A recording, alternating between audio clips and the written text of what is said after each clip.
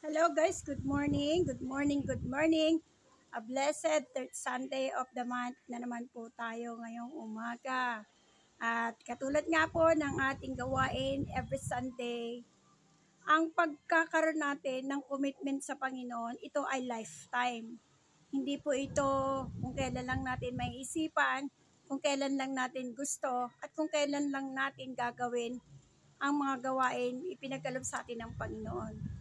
Ang commitment natin ay habang buhay. Lifetime po ito na habang tayo ay nabubuhay, susunod tayo at maglilingkod tayo sa Panginoon. Sabi nga po sa salita niya, obedience is better than sacrifice. Mas mainam daw ang pagsunod kaysa anumang mga alay o handog.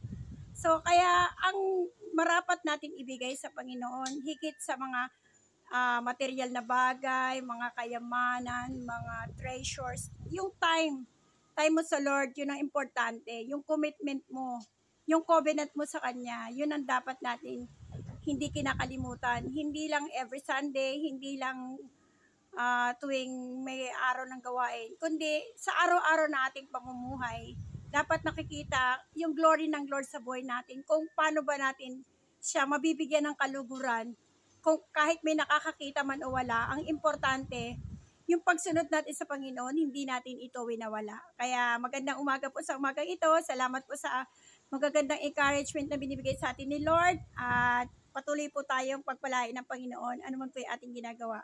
Ingat po tayong lahat. God bless everyone. Mama, chup chup. Thank you, Lord.